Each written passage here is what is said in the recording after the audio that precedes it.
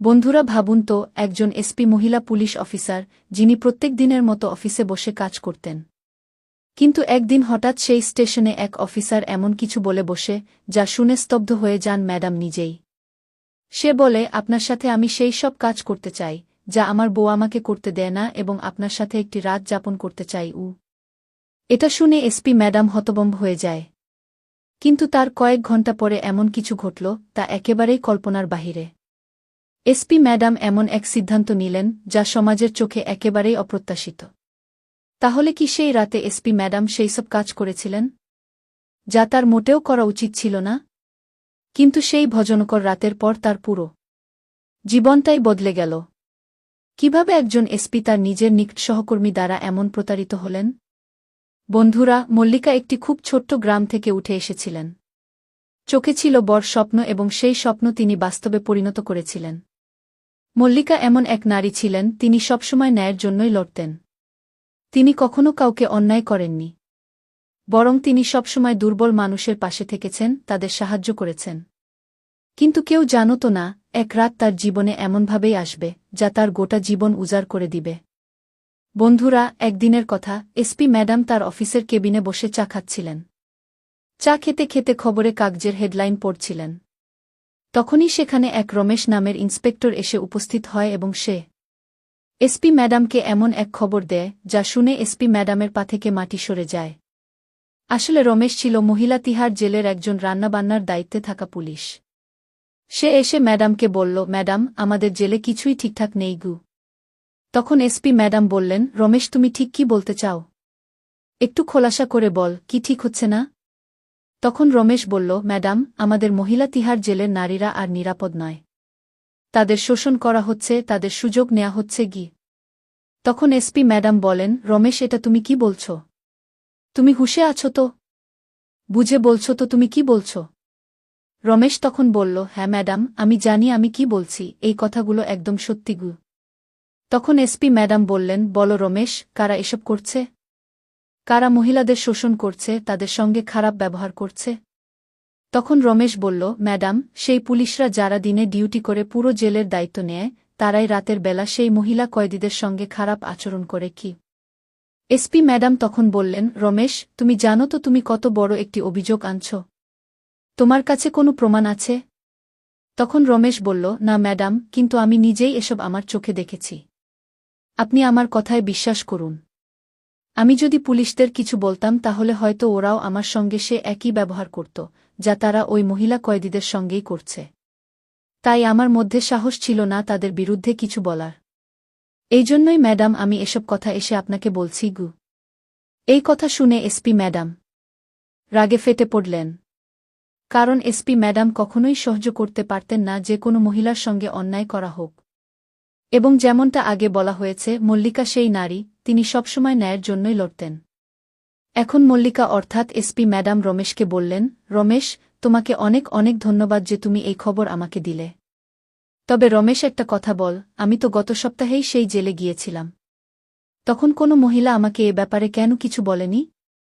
তখন রমেশ বলল, ম্যাডাম, ওখানে যতজন পুলিশ আছে তারা সবাই মহিলাদের ভয় দেখিয়ে রাখে। বলে, যদি আমাদের বিরুদ্ধে মুখ খোলো তাহলে তোমাদের কারোরই ভালো হবে না। আমরা তোমার সঙ্গে এমন কিছু করব, যা তুমি কল্পনাও করতে পারবে না কি। এরকম ভয় দেখিয়ে তারা মহিলাদের চুপ করিয়ে রাখি। তখন এসপি ম্যাডাম বললেন, রমেশ, আবারও অনেক অনেক ধন্যবাদ তোমাকে। তুমি যে সাহস দেখিয়েছ, আমি সরকার থেকে তোমার জন্য কিছু না কিছু পুরস্কার অবশ্যই নিশ্চিত করব। তবে তার আগে আমাকে একটা কথা বলো, এসব ঘটনা ঠিক কখন ঘটে?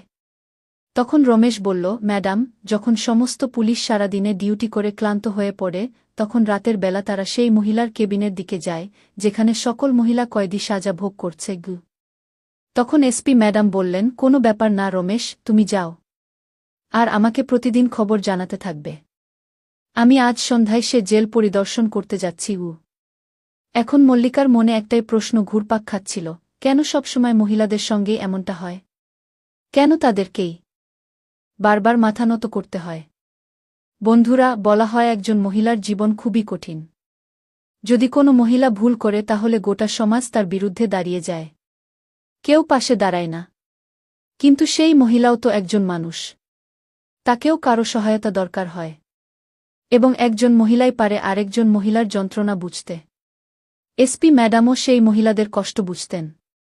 তাই তিনি নিয়মিত তাদের সঙ্গে দেখা করতেন, কথা বলতেন। বন্ধুরা, সেই একই দিন সন্ধ্যাবেলা এসপি ম্যাডাম জেল পরিদর্শনে যান। যখন তিনি সবকিছুই দেখেন তখন বাহিরে থেকে সব ঠিকঠাক মনে হচ্ছিল। কিন্তু মাঝরাতে সেই জেলের ভেতর কি ঘটছে তা একমাত্র সেখানকার মহিলা কয়েদিরাই জানে।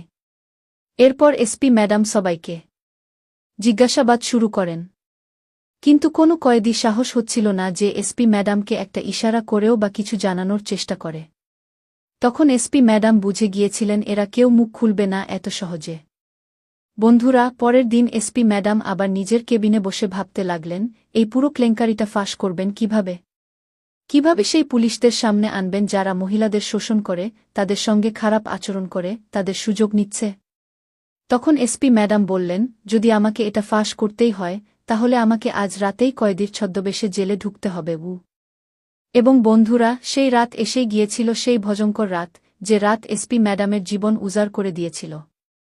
কিন্তু কিভাবে এসপি ম্যাডাম সে পরিস্থিতির সঙ্গে লড়াই করলেন এবং জিতলেন তা আমি আপনাদেরকে এই ভিডিওর পরের অংশেই বলব।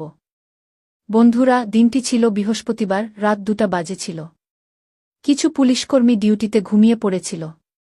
কিছু পাহারাদারের দায়িত্বে ছিল। আর কিছু পুলিশকর্মী মহিলাদের সঙ্গে মজা করছিল এবং তাদের সুযোগ নিচ্ছিল।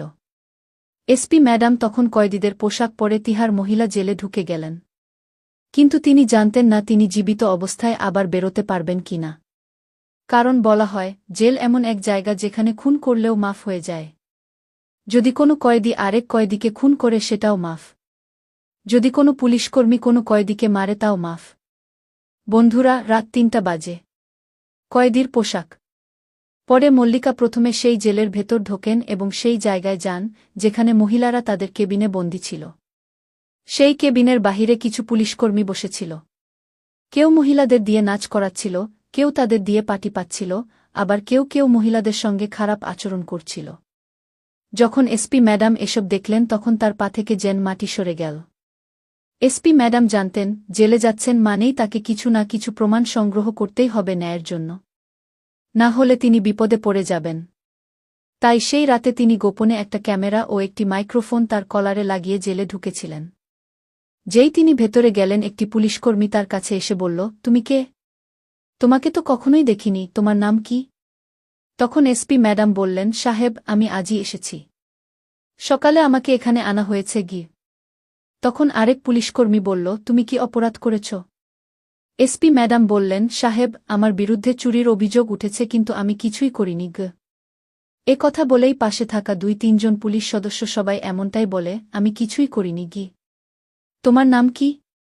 তখন এসপি ম্যাডাম তার নাম বললেন রক্ষিণী গ। নামটা একটু অদ্ভুত ছিল।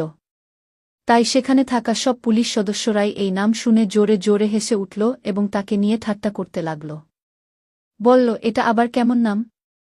চলো আমার পার্টি পেদে, আজ খুব ব্যথা করছে গিউ। তখন এসপি ম্যাডাম বললেন, সাহেব, আমি এখানে শুধুই আমার সাজা কাটতে এসেছি। আর এখনও প্রমাণ হয়নি যে এই কর্মকাণ্ডটা আমি করেছি। আমি কেন আপনার পা টিপে দিব? তখন 2 জন ইন্সপেক্টর বলল, এই বেশি প্রশ্ন করো না। সাহস দেখে লাভ নেই। চুপচাপ যা বলা হচ্ছে করো, না হলে এখন কেবিনে নিয়ে যাব। সেখান থেকে আর বের হতেই পারবে না আগে। এসপি ম্যাডাম তখন বললেন, যাই হোক, আমি এখানে পুলিশদের পা টিপে দিতে আসিনি। আমি এখানে এসেছি আমার সাজা কাটাতে। আমাকে মিথ্যা মামলায় ফাঁসানো হয়েছে। দয়া করে আমাকে মাফ করুন। আমি আপনার পা টিপে দিতে পারব না গি। তখন এক মহিলা এসে বললেন, মেয়ে, এরা যা বলছে তাই করো। না করলে এরা তোমাকে খুব অপমান করবে, মারধর করবে গু। এসপি ম্যাডাম তখন বললেন, তুমি এদের ভয় পাচ্ছ কেন? তখন সেই মহিলা বলল, মেয়ে, আমাদের ভাই পেয়ে চলতে হয়। কারণ এখানে ওদের রাজত্ব চলে। যা ওরা বলবে আমাদের তাই করতে হবে। তখন ম্যাডাম বললেন, তাহলে আজ পর্যন্ত তোমরা ওদের বিরুদ্ধে আওয়াজ তুলোনি কেন? ঠিক তখনই এক ইন্সপেক্টর এসে এসপি ম্যাডামের হাত ধরে ফেল এবং বলল, চলো, অনেক বেশি প্রশ্ন করিস। এখন এমন জায়গায় নিয়ে যেখান থেকে তুই আর ফিরতে পারবি না আগে। তখন এসপি ম্যাডাম বুঝে গেলেন, যদি এই গোটা কাণ্ড ফাঁস করতেই হয় তবে এই ইন্সপেক্টরের সঙ্গেই যেতেই হবে। এরপর দুই ইন্সপেক্টর এসপি ম্যাডামকে একটি কেবিনে নিয়ে গেল। সেই কেবিনের আশেপাশে কেউ ছিল না, যেখানে শুধু মল্লিকা মানে এসপি ম্যাডাম এবং সেই দুই ইন্সপেক্টর ছিল। এক ইন্সপেক্টর বলতে লাগল, বলো তোমার নাম কি? আর এখানে এসে এত প্রশ্ন করছো কেন? খুব বেশি সাহস দেখাচ্ছ মনে হচ্ছে গি। তখন এক ইন্সপেক্টর আরেক ইন্সপেক্টরকে বলল, এই মেয়েগুলো আজকাল নিজেদের কি ভাবছে না ভাবছে। জানেই না আমরা পুলিশরা যেমন ভালো বন্ধু হতে পারি তেমনি ভয়ঙ্কর শত্রু হতে পারি। তখন এসপি ম্যাডাম বললেন, সাহেব আপনারা দুজন আমাকে এখানে কেন এনেছেন? আমি এমন কি ভুল কথা বলেছি? তখন সেই দুই ইন্সপেক্টর বলল, চুপচাপ এখানে বসে থাকো। এখনও রাত অর্ধেকও হয়নি, আর 1 ঘন্টার মধ্যে আমাদের সাহেব এসে যাবেন। তখন উনারাই তোমার সব গরম ঠান্ডা করে দিবেন গু। ঠিক তখনই এসপি ম্যাডামের মাথায় বুদ্ধি এলো এবং তিনি সেই দুই ইন্সপেক্টরকে নিজের আসল পরিচয় জানিয়ে দিলেন। কিন্তু কেন জানালেন? এর পেছনেও একটি কারণ আছে, সেটি আমি আপনাকে বলবো। এই দুই ইন্সপেক্টর যাদের নাম ছিল, তাদের পোস্টিং মাত্র 1 মাস আগেই হয়েছিল, আর তারা তাদের চাকুরিকে খুবই ভালোবাসত। কিন্তু সিস্টেমের চাপে পড়ে তারা এমন কাজ করতে বাধ্য হয়েছে। আসলে এই সিস্টেমই তাদের এমন করে তুলেছে। যখন সেই জেলের কেবিনে শুধু দুই ইন্সপেক্টর আর এসপি ম্যাডাম ছিল, তখন এসপি ম্যাডাম বললেন, তোমাদের নাম কি? তখন একজন ইন্সপেক্টর নিজের নাম বলল, কুনাল উ, আর অন্যজন বলল, অভিষেক উ। তখন এসপি ম্যাডাম বললেন, তোমরা কি জানো আমি কে? তখন তারা দুজনই বলল, আমরা জানি না তুই কে, কিন্তু তুই একটু বেশি কথা বলিস। এখন আমাদের সাহেব এসে তোমার সব হম্বিধম্বি বন্ধ করে দিবে গু। তখন এসপি ম্যাডাম বললেন, আমি দিল্লির এক থানার এসপি, আর আমি এটা তোমাদের এই কারণেই বলছি, কারণ এখান থেকে তোমাদের আমার সঙ্গে থাকতে হবে। কিন্তু সেই দুই ইন্সপেক্টর এসপি ম্যাডামের কথাই বিশ্বাস করল না, বরং তারা উপহাস করতে লাগল। বলল, বাহ, তুই যদি এসপি হও তাহলে আমরা প্রধানমন্ত্রী গো। আর এভাবেই তারা এসপি ম্যাডামের সঙ্গে ঠাট্টা করতে লাগল। তখন এসপি ম্যাডাম রেগে গিয়ে বললেন, তোমরা ভুলে যাচ্ছ যে কার সঙ্গে দুর্ব্যবহার করছ। যদি এখনই আমার সঙ্গে না চলো তাহলে চিরদিনের জন্য তোমাদের চাকরি চলে যাবে, বরং জেলেই জীবন কাটাতে হবে গু। তখনই সেই দুই পুলিশ সদস্য ভয় পেয়ে গেল, কারণ এসপি ম্যাডাম দারুণ আত্মবিশ্বাসের সঙ্গে কথাগুলো বলছিলেন। এরপর এসপি ম্যাডাম নিজের পকেট থেকে একটি পরিচয়পত্র বের করলেন এবং সেটা যখন সেই দুই ইন্সপেক্টরকে দেখালেন, তখন তারা দুজনেই দাঁড়িয়ে দাঁড়িয়ে কাঁপাতে লাগল এবং এসপি ম্যাডামের পায়ে পড়ে বলল, ম্যাডাম আমাদের মাফ করে দিন। আমরা আপনাকে চিনতে পারিনি, আমাদের খুব বড় ভুল হয়ে গেছে গি। তখন এসপি ম্যাডাম বললেন, আমি একটা শর্তেই তোমাদের ক্ষমা করব, যদি তোমরা আমার সাহায্য করো গু। তখন সেই দুই ইন্সপেক্টর বলল, হ্যাঁ ম্যাডাম, আপনি যা বলবেন আমরা তাই করব। আমরা সাহায্য করতে প্রস্তুত গু।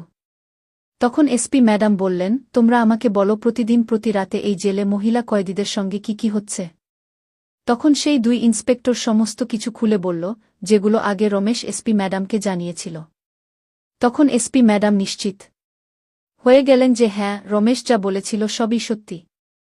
এরপর এসপি ম্যাডাম সেই দুই ইন্সপেক্টরকে নিজের গোপন ক্যামেরা ও মাইক্রোফোন দিয়ে বললেন, আমার কাছে তো একটি মাইক্রোফোন ও গোপন ক্যামেরা রয়েছে, তবে এটি নাও।